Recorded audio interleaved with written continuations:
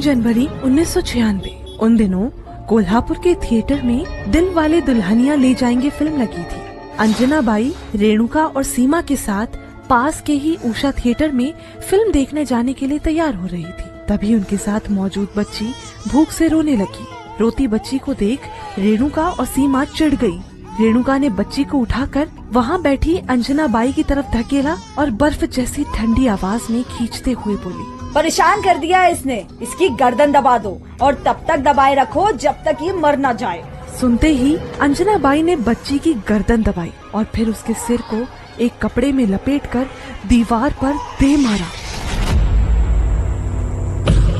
उस 2.5 साल की नन्ही सी जान की सांसें रुक गई। कपड़ा खून से सन गया। अंजना बाई ने मासूम की लाश को एक बैग में डाला, कंधे पर टांगा और तीनों बड़े मजे से फिल्म देखने चल पड़ी। दैनिक भास्कर की थ्रिलर सीरीज मृत्युदंड के 4थे एपिसोड के पार्ट 1 में कहानी अंजना बाई केस की।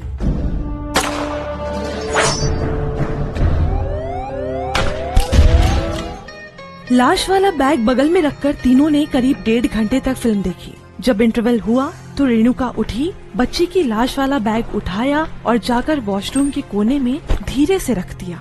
इसके बाद उसने समोसा खरीदा और वापस थिएटर में चली गई। तीनों ने बड़े मजे से समोसा खाया, फिल्म देखते देखते तालियां बजाई, मौज मस्ती की और फिल्म खत्म होने पर अपने घर लौट गई। इससे करीब 5 साल पहले 14 अप्रैल 1991 को यही औरत अंजना बाई अपने परिवार के साथ कोल्हापुर के नामी महालक्ष्मी मंदिर जा रही थी। बस स्टैंड पर एक दुधमुहा बच्चा अंजना बाई की गोद में था और वो लगातार रो रहा था। गुस्से में उसने उस मासूम के 2-3 जोरदार थप्पड़ मार दिए। बच्चा और जोर से चीखने लगा। अंजना बाई की आंखों में अब गुस्सा नहीं, झल्लाहट थी। वो एक कोने में गई और पूरी ताकत से बच्चे का गला घोट दिया। छटपटा रहे बच्चे की उसने गर्दन पकड़ी और सामने लगी लोहे की रेलिंग पर 2-3 बार उसका सिर दे मारा। बच्चे की चीख थम गई। उसके शरीर में कोई हलचल नहीं। अंजना बाई ने धीमी आवाज में रेणुका और सीमा को पुकारा। कहा, इसके कपड़े बदल दो और जल्दी से मेरे हाथ धुलाओ।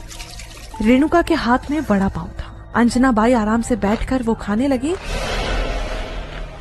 रेणुका और सीमा वहाँ से आगे बढ़े। इनके साथ एक मर्द भी था। कुछ ही दूरी पर उन्होंने देखा विक्रम हाई स्कूल के पास एक टूटा हुआ रिक्शा खड़ा था। तीनों ने आसपास नजर घुमाई और चुपचाप बच्चे की लाश को उस रिक्शा के नीचे सरका दिया।